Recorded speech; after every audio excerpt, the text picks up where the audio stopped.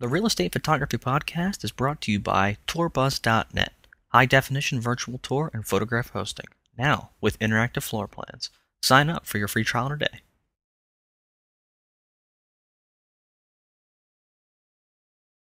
Hello and welcome to the Real Estate Photography Podcast with Mike Mariello. Today my guest is the author of The Essential Guide to Lighting Interiors, Techniques for Lighting with Small Flash, sorry about messing that up, with Scott Hargis. Hi, Scott. Hi, Mike. Welcome back. Yeah, good to be back. Good. Well, basically, we have your book, and you wrote this book recently, and I just wanted to say it was fantastic. I enjoyed reading it, and I wanted to give you a chance to plug it on the podcast. So tell us about your book. Well, first of all, thanks so much for that. The book is, the title says it all. Guide to Lighting Interiors. These are just the techniques that I use every day. Whether I'm shooting real estate or whether I'm shooting for interior designers or architects, the fundamentals really remain the same. The tools change a little bit, but it's in response to I get at least an email a day asking me for advice or for help, and often asking me specifically, "Do you have a book?" Literally. So the book is a response to that. It seemed like there was a need for it, for sure. And over the course of about 9 months, slowly put this thing together. It was a lot of work, fitting it in around a shoot schedule that's as full as mine is.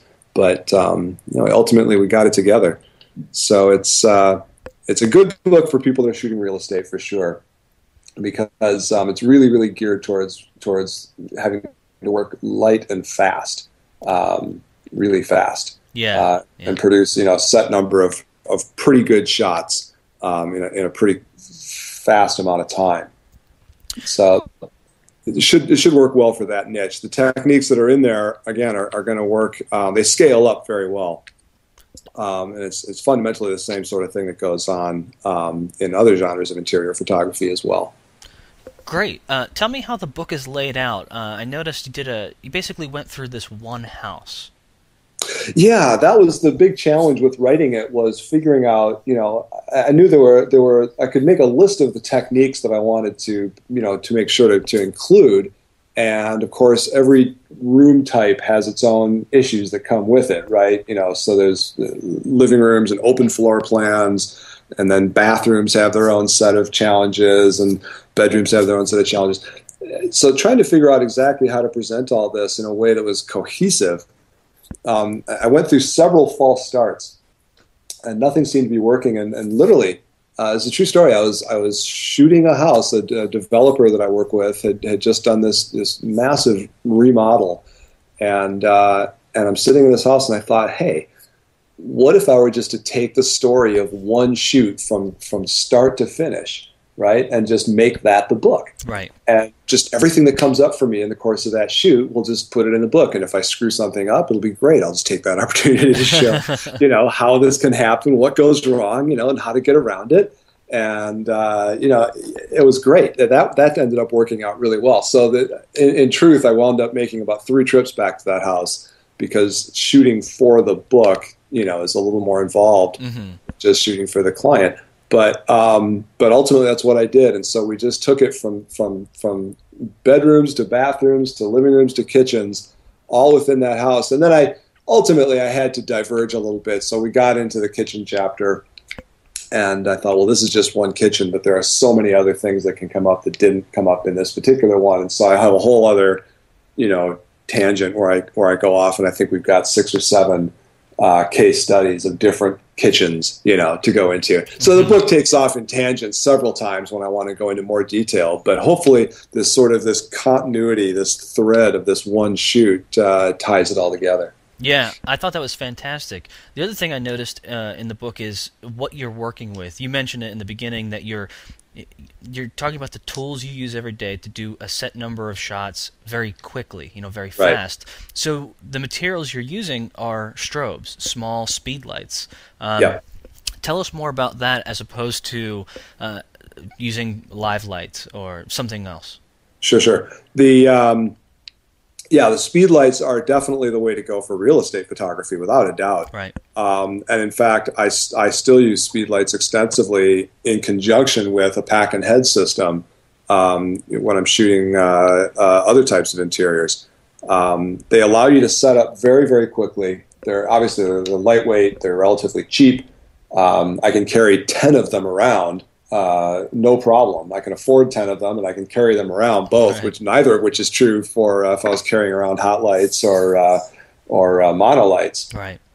And so you can mix and match lighting sources, no problem. But for real estate, I get by exclusively with speed lights. Again, I'd rather have 5 little low power lights than one big powerful light any day of the week.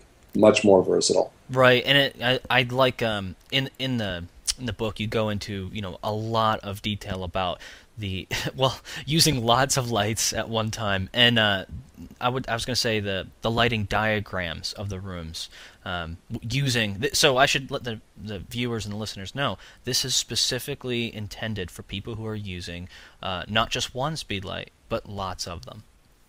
Yeah, definitely. There's a lot of photographers. This comes up in my workshops all the time.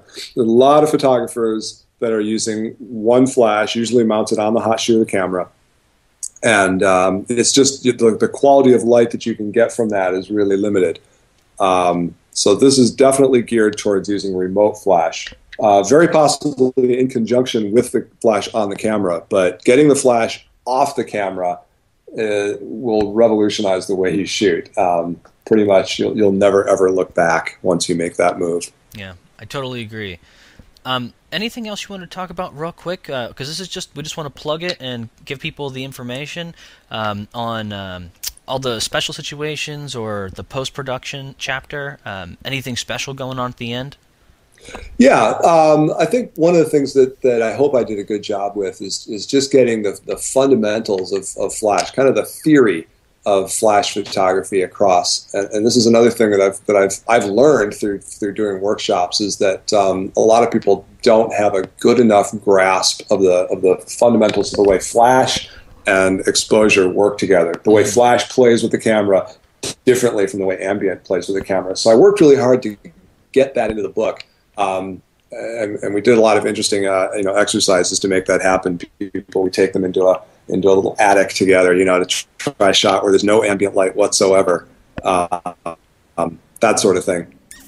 We threw in a little bit of post-processing. The book is primarily about lighting, so there's not a whole lot of information about composition, although that does come up. There's not a whole lot of information about post, but we did do a chapter because there's no question. We are always shooting for post. I'm shooting with what I'm going to do later on, in Lightroom or Photoshop. I've got that in the back of my mind. So there's a chapter that runs through some of the basic things that get done to almost every image. And again, we take a couple of sample images and just take them from straight out of the camera right through the raw processing. And then there's a couple of chapters that are in the works. The book is an eBook, so you're downloading a PDF, and there are going to be periodic updates. We've already had one update just to fix up a few grammatical errors that we found after we were published.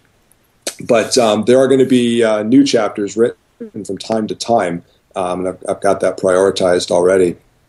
So there's going to be some new material coming out, and when you buy the book, it's a subscription. You get every future update for free.